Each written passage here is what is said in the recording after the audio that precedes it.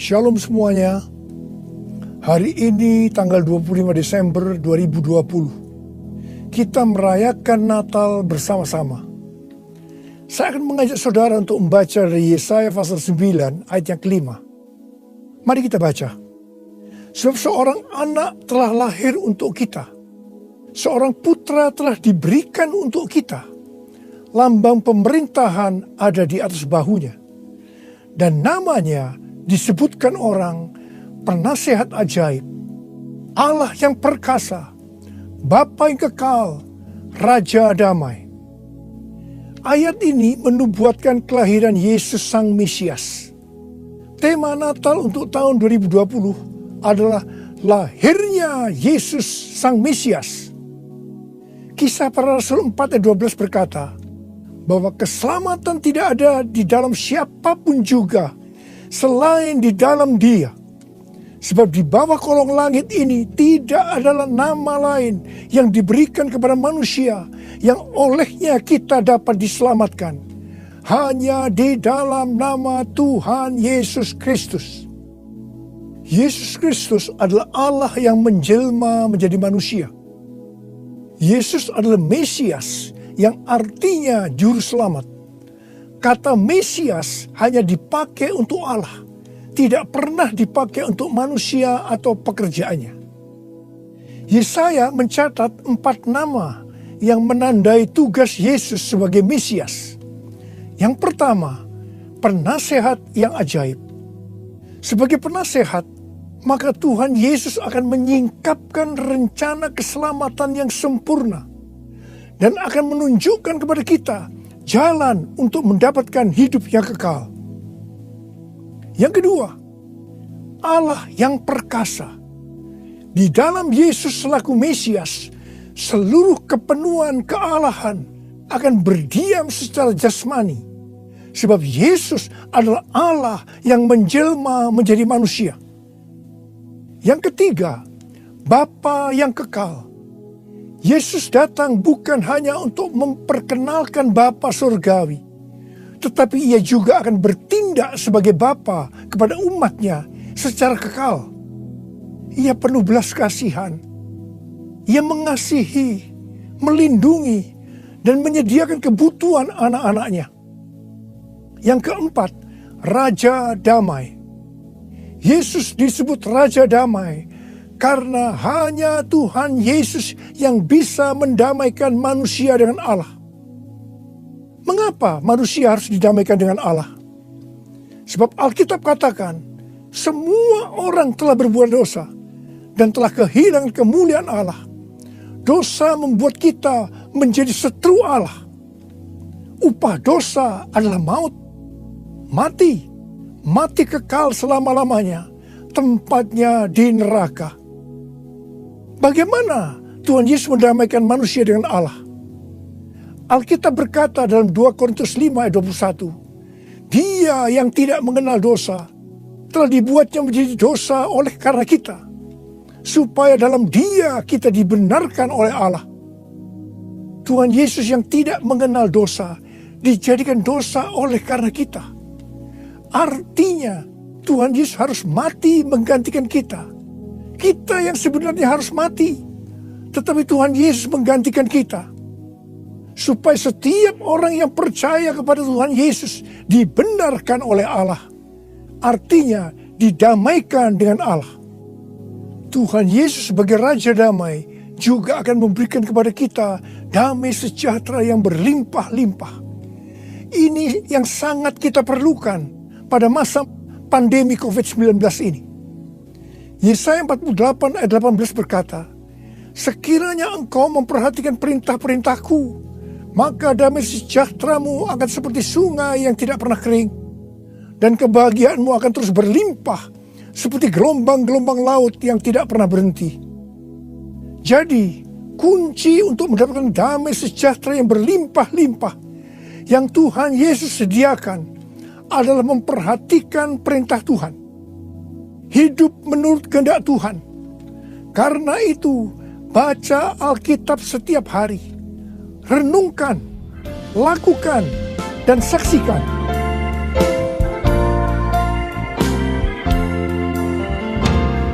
Yesus telah lahir ke dalam dunia ini, lambang pemerintahan berada di bahunya. Namanya Penasehat Ajaib, Allah yang perkasa, Bapa yang kekal, Raja damai. Semua manusia pujilah dan sembah Dia, glory bagi Dia. Haleluya, amin. Haleluya, amin. Haleluya, amin.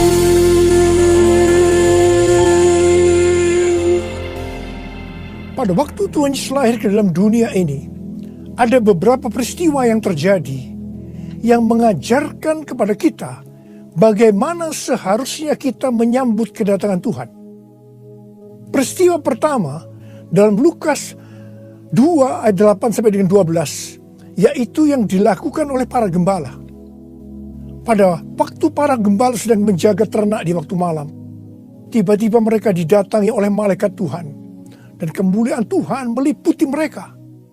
Mereka sangat ketakutan. Malaikat berkata kepada para gembala, "Jangan takut. Sebab sesungguhnya aku memberitakan kepadamu kesukaan besar untuk seluruh bangsa. Hari ini telah lahir bagimu juru selamat, yaitu Kristus Tuhan di kota Daud. Dan inilah tandanya bagimu. Kamu akan menjumpai seorang bayi dibungkus dengan lampin dan terbaring di dalam palungan." Mereka tidak mengerti apa yang dikatakan oleh malaikat tadi. Tetapi mereka taat, pergi ke Bethlehem di kota Daud untuk menjumpai Sang Mesias. Di sini kata kuncinya adalah ketaatan. Peristiwa kedua di dalam Lukas 2 ayat 13 dan 14, yaitu adanya nyanyian para malaikat dan banyak bala tentara surgawi yang memuji Allah. Kemuliaan bagi Allah di tempat yang maha tinggi, dan damai sejahtera di bumi di antara manusia yang berkenan kepadanya. Di sini kata kuncinya adalah doa, pujian, penyembahan bersama-sama dalam unity siang dan malam. Peristiwa yang ketiga ada di dalam Matius 2 ayat 11 bagian A, yaitu waktu orang Majus sujud menyembah Sang Mesias. Di sini kata kuncinya adalah sujud menyembah Sang Mesias. Peristiwa yang keempat terdapat dalam Matius 2 ayat 11b. Orang Majus membuka tempat harta bendanya dan mempersembahkan emas, kemenyan, dan mur. Di sini kata kuncinya adalah mempersembahkan emas, kemenyan, dan mur.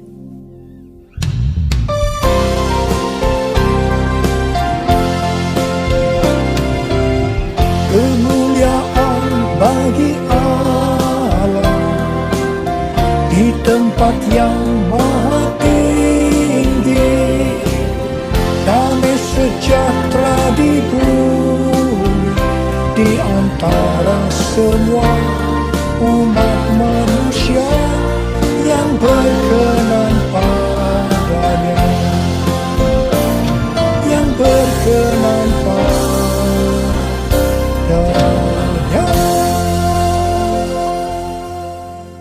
Karena Natal berbicara tentang kedatangan Tuhan Yesus yang pertama ke dalam dunia ini, maka hari-hari ini kita sedang menunggu kedatangan Tuhan Yesus yang kedua kalinya.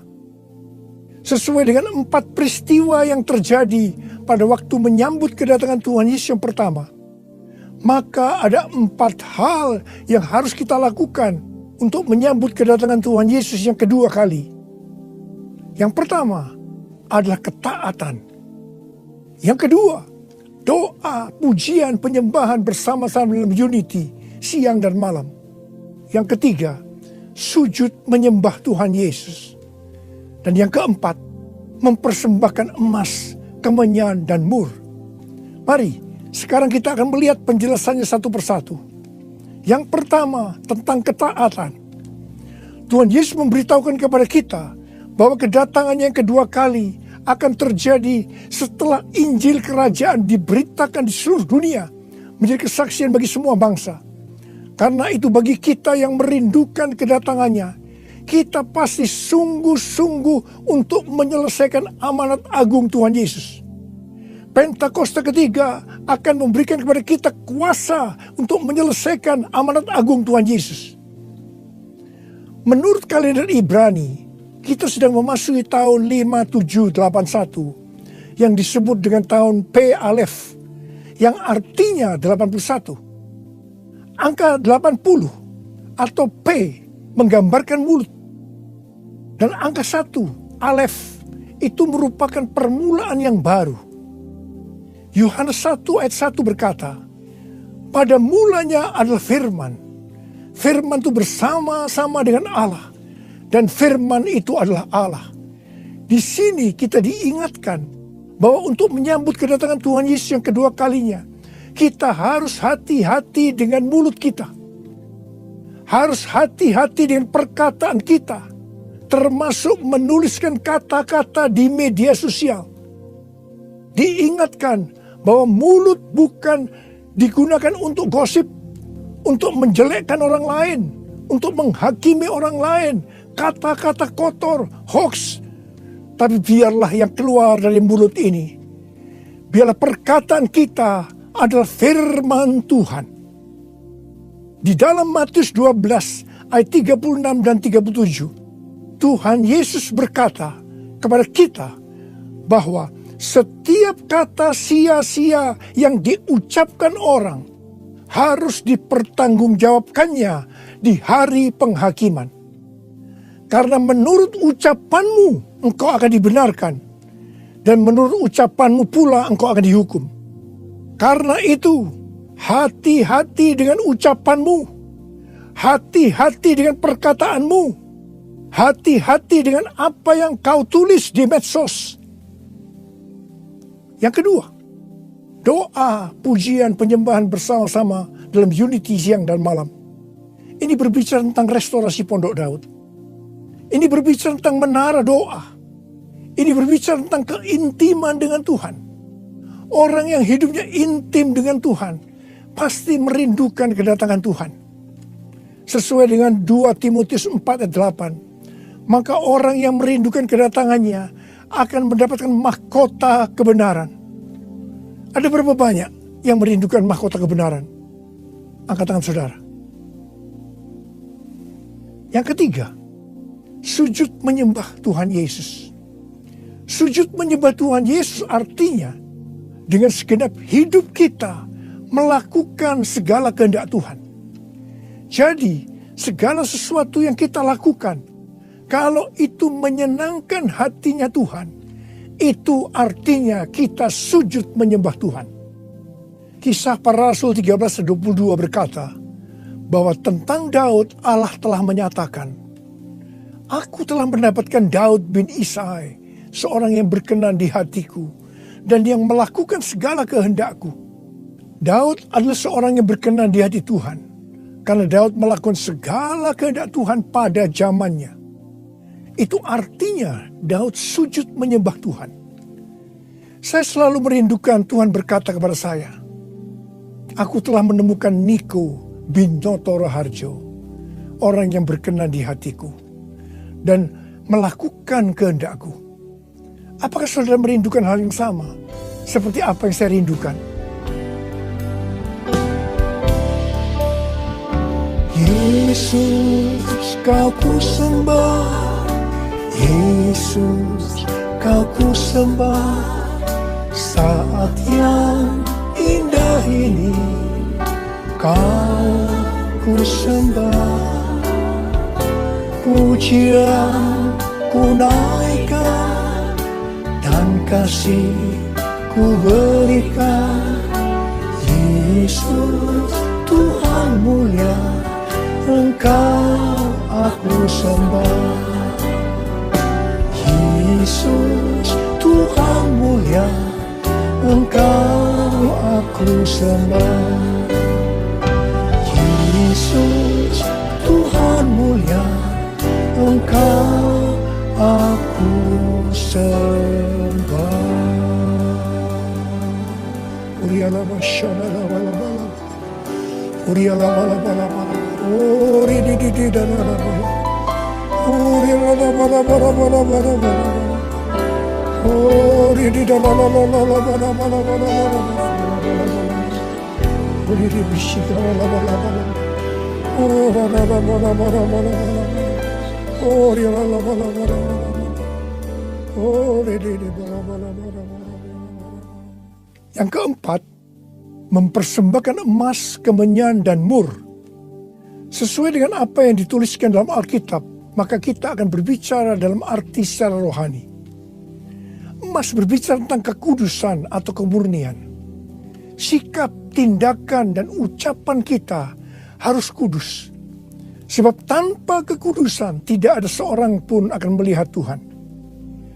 Di dalam 2 Petrus 3 ayat 10 sampai 14 tertulis, tetapi hari Tuhan akan tiba seperti pencuri.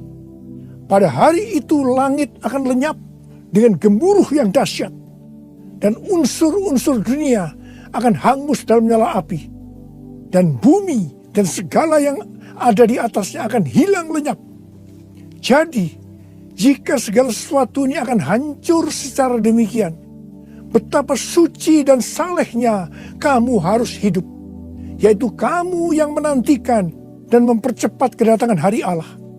Pada hari itu langit akan binasa dalam api, dan unsur-unsur dunia akan hancur karena nyalanya. Tetapi sesuai dengan janjinya, kita menantikan langit yang baru dan bumi yang baru, di mana terdapat kebenaran. Sebab itu saudara-saudaraku yang kekasih, sambil menantikan semuanya ini, kamu harus berusaha supaya kamu kedapatan tak bercacat dan tak bernoda di hadapannya dalam perdamaian dengan Dia. Emas biasanya dikaitkan dengan kekayaan, kesuksesan, dan kekuasaan. Kebanyakan motivasi dari orang yang bekerja atau berusaha adalah untuk mendapatkan ketiga hal ini untuk dirinya sendiri. Tetapi kita diminta untuk mempersembahkan semuanya itu kepada Tuhan. Sehingga kita tidak akan cinta uang. Kita tidak akan sombong. Dan tetap mengasihi sesama manusia seperti mengasihi diri sendiri. Emas juga berbicara tentang sesuatu yang mahal harganya. Saya tidak tahu apa yang mahal harganya bagi saudara. Mungkin itu uang. Mungkin waktu yang kita punya. Mungkin itu harga diri. Tuhan mau semuanya dipersembahkan kepada Dia. Abraham diminta untuk mempersembahkan Ishak, anaknya yang tunggal, yang sangat berharga dan dikasihinya, yang didapatkan pada masa tuanya. Abraham lulus ujian ketika ia dengan rela mempersembahkan Ishak, hartanya yang paling mahal, dan Tuhan memberkati Abraham beserta keturunannya berlimpah-limpah-limpah. Sekarang kita akan berbicara tentang kemenyan. Yang pertama, kemenyan berbicara tentang korban. Sesuai dengan Roma 12 ayat 1, kita diminta untuk mempersembahkan tubuh kita sebagai korban yang hidup, kudus, dan berkenan kepada Tuhan. Itu adalah ibadah kita yang sejati. Kita harus hidup bagi Tuhan, menyembah Dia, menaati Dia, bersama Dia menentang dosa, membela kebenaran, menolak dan membenci kejahatan, melakukan pekerjaan yang baik untuk orang lain, seperti yang dilakukan oleh Tuhan Yesus, mengikut Dia, melayani Dia, hidup dipenuhi Roh Kudus, dan hidup sesuai pimpinan Roh Kudus. Hidup kudus dan berkenan kepada Tuhan, itu artinya kita harus memisahkan diri dari dunia dan makin intim dengan Dia. Jadi, untuk hidup kudus dan berkenan kepada Tuhan, kita harus berkorban. Korban itu sesuatu yang menyakitkan bagi kedagingan kita. Tidak benar kalau menjadi orang Kristen yang santai, bisa berbuat apa saja dan tetap masuk surga. Yang kedua, kemenyan berbicara tentang persembahan yang menyenangkan hatinya Tuhan. Yang ketiga, kemenyan berbicara tentang doa. Doa yang dilakukan setiap waktu dalam roh, dengan tidak putus-putusnya untuk orang kudus. Ini merupakan senjata Allah untuk melawan tipu muslihat iblis. Hari-hari ini kita sedang memasuki masa peperangan rohani yang dahsyat untuk merebut jiwa-jiwa dari tangan si iblis. Sekarang kita akan berbicara tentang mur. Mur berasal dari bahasa Ibrani mor dan bahasa Yunani smurna yang artinya pahit. Ibrani 12 ayat 15 berkata, jagalah supaya jangan ada seorang pun menjauhkan diri dari kasih karunia Allah, agar jangan tumbuh akar yang pahit, yang menimbulkan kerusuhan dan yang mencemarkan banyak orang. Jangan sampai mempunyai akar pahit. Ingat Amsal 4 ayat 23 yang berkata, jagalah hatimu dengan segala kewaspadaan, karena dari situlah terpancar kehidupan. Ingat, kita mau hidup kekal selama-lamanya atau mati kekal selama-lamanya tergantung pada hati kita. Kalau hati kita kotor oleh akar pahit, maka akan mati kekal selama-lamanya. Kalau mulai muncul akar pahit, cepat datang ke hadapan Tuhan Yesus. Serahkan itu, bertobat, minta ampun. Karena selama ini menjauhkan diri dari kasih karunia Allah, maka engkau akan selamat. Mur juga berbicara tentang pengurapan. Salah satu bahan untuk membuat minyak urapan adalah mur. Pengurapan yang diberikan oleh Tuhan kepada kita harus dikembalikan kepada Tuhan. Bukan untuk popularitas, mencari kekayaan, atau kepentingan-kepentingan lainnya. Sekali lagi, saya akan mengingatkan saudara bahwa kedatangan Tuhan Yesus sudah sangat-sangat dekat. Mari kita mempersiapkan diri kita untuk menyambut kedatangannya dengan melakukan 4 hal tadi. Selamat Hari Natal 2020. Tuhan Yesus memberkati saudara berlimpah, limpah, limpah.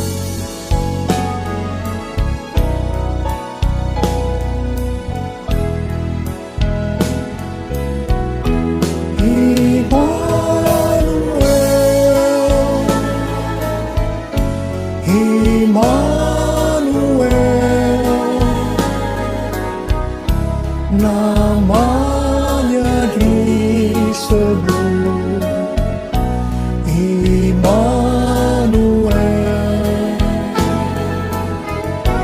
Allah serta dalam kita. Namanya disebut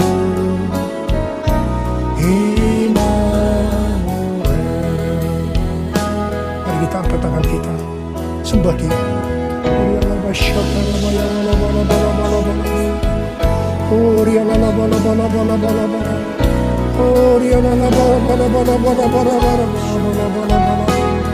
Oh Jesus, oh Tuhan Yesus, Tuhan Yesus, Tuhan Yesus, Tuhan Yesus, Tuhan Yesus, terima kasih ya Tuhan. Oh Rabbashalalabalabala, Engkau menyertai kami sampai dengan akhir tahun ini Tuhan. Engkau menyertai kami ya Tuhan. Kalau kami ada sebagaimana kami ada saat ini, semua karena kemurahan Tuhan, karena Engkau menyertai kami. Oh Tuhan, terima kasih, terima kasih. Hamba berdoa Tuhan, hamba berdoa untuk anak-anak-Mu sebentar lagi akan memasuki tahun yang baru. Berkat-Mu melimpah buat mereka ya Tuhan. Di tengah-tengah pandemi COVID-19 ini Tuhan, terima kasih yang berdoa tidak ada yang sakit ya Tuhan. Sembuh dalam nama Yesus, sembuh dalam nama Yesus, sembuh dalam nama Yesus. Tidak ada yang berkekurangan. Semua dicukupkan, malah berkelimpahan dalam hal yang baik. Oh Jesus, terima kasih Bapa. Terima kasih Engkau yang beserta kami. Engkau adalah Immanuel, Allah yang beserta kami. Oh Jesus, Immanuel,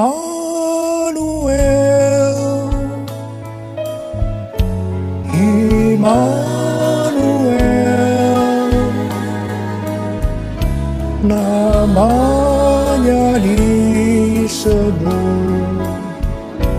Immanuel, Allah serta dalam kita, namanya disebut Immanuel, namanya disebut Immanuel.